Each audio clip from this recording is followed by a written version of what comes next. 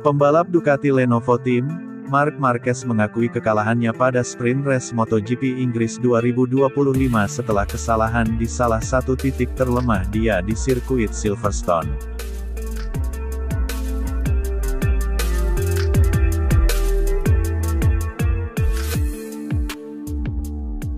Taji Marquez belum cukup ampuh untuk menaklukkan salah satu sirkuit terpanjang setelah dia kalah pada sprint race MotoGP Inggris 2025.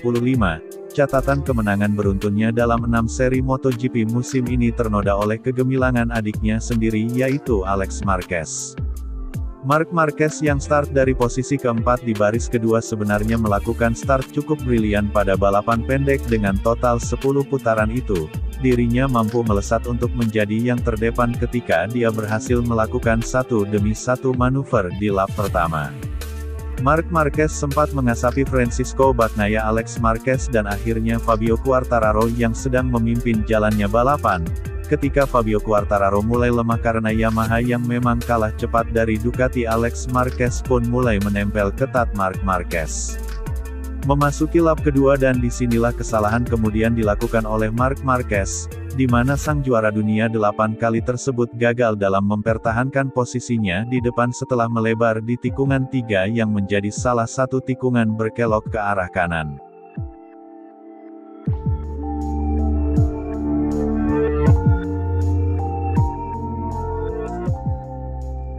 Tikungan 3 jelas menjadi salah satu titik lemah Marc Marquez di sirkuit Silverstone yang memiliki beberapa sektor tikungan kanan panjang, dan sejak awal sebelum rangkaian seri MotoGP Inggris 2025 dimulai dia sendiri bilang bahwa seri kali ini tidak akan mudah dilalui baginya.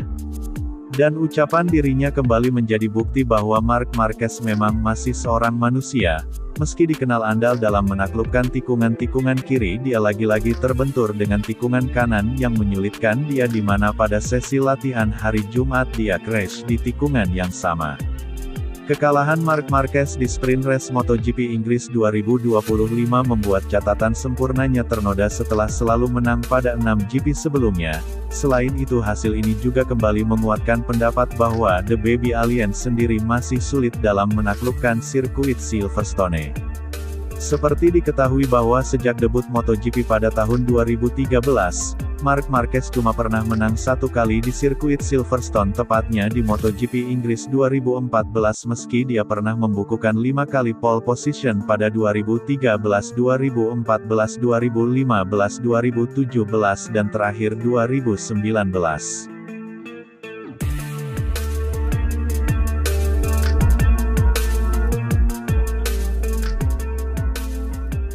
Tikungan panjang ke kanan adalah salah satu titik lemah saya dan bahkan di balapan Catalunya dan Qatar juga. Saya sudah memulai balapannya dengan cukup bagus sebenarnya di mana saya juga berani mengambil resiko. Namun saya melakukan kesalahan di tikungan yang kemarin pada hari Jumat saya kecelakaan di sana dan semenjak itu saya mulai mencoba membuka pintu membiarkan Alex Marquez lewat. Awalnya saya sebenarnya ingin menyerang balik tetapi hari ini dia benar-benar sangat cepat dan sangat sulit untuk dapat menjangkaunya. Dia adalah yang tercepat hari ini, kata Marc Marquez, sebagaimana dilansir dari Motorsport.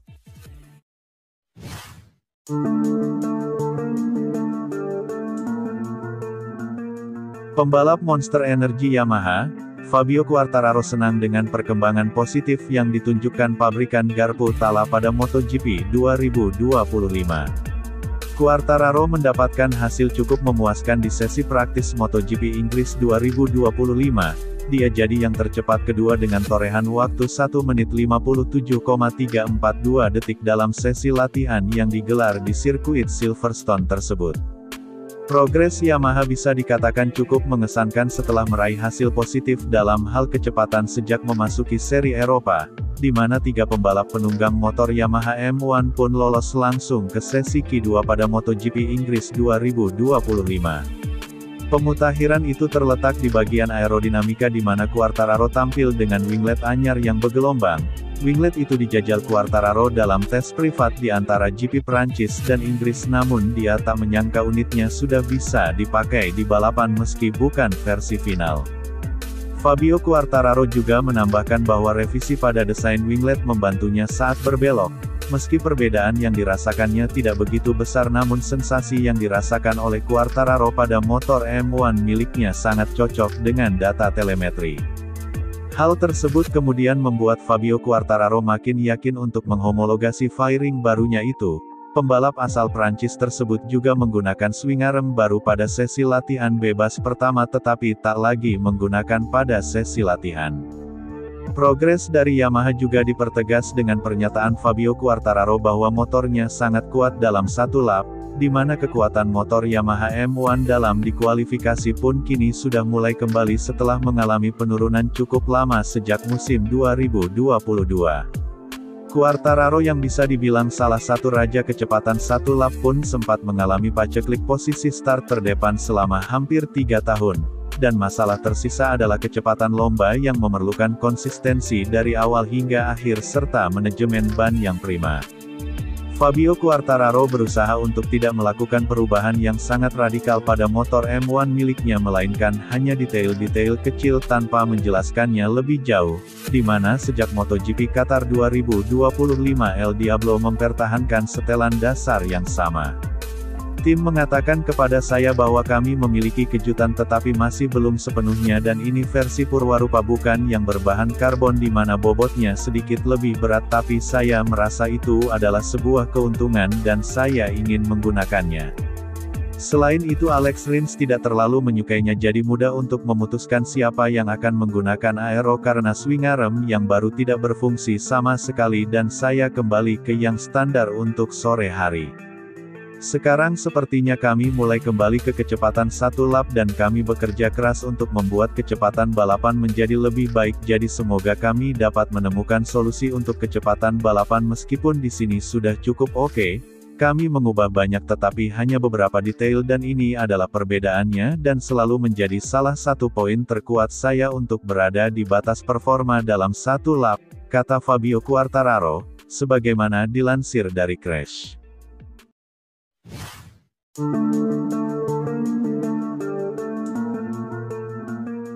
Pembalap Honda HRC Castrol, Joan Mir mengharapkan keberuntungan di MotoGP Inggris 2025 setelah nasib apes yang menimpa pada seri-seri balap sebelumnya. Retiret dan terus retiret, demikianlah keterangan yang mendominasi hasil Mir sepanjang 6 seri yang bergulir di MotoGP 2025. Jelang MotoGP Inggris 2025 di sirkuit Silverstone dia justru dihadapkan fakta pahit. Dalam 6 balapan yang sudah terselenggara, juara dunia MotoGP 2020 itu selalu mengalami nasib apes, entah itu jatuh sendiri atau disenggol dan ditabrak seperti yang dialaminya di GP Prancis. Semuanya membuat Mir gagal finish alias DNF. GP Thailand, Amerika, Qatar, Spanyol dan Prancis semuanya gagal diakhiri dengan hasil finish oleh Joan Mir. Satu-satunya seri yang dituntaskan oleh Joan Mir adalah di seri kedua, yaitu MotoGP Argentina 2025 dengan hasil finish P9 dan P8 di sesi sprint race dan balapan utama. Momen di GP Prancis 2025 mungkin terasa lebih menyesakkan bagi Mir yang juga merupakan juara dunia Moto3 2017 tersebut, di mana dia menjadi korban sembrononya Enea Bastianini dari Red Bull KTM Tech3 yang tengah melakukan manuver dari dalam dengan agak ceroboh. Korbannya bukan cuma Joan Mir saja, melainkan juga ada Francisco Bagnaia yang harus terseret dan bahkan meski sempat ikut kembali dalam rombongan akan tetapi pada akhirnya tetap gagal meraih poin, sedangkan Joan Mir sendiri sudah langsung KO tapi untungnya tidak ada cedera yang serius. Kecelakaan Joan Mir yang diakibatkan oleh kesalahan dari rivalnya tersebut kemudian membuat dia kembali kehilangan peluang untuk membuktikan diri ketika motor Honda RC213V mulai bisa diajak kompromi, di mana tahun ini Honda sudah mulai menunjukkan tanda-tanda kebangkitan. Kemenangan Zarco di Le Mans bukan jadi satu bukti sebelumnya kekuatan motor RCV juga mulai terlihat lagi.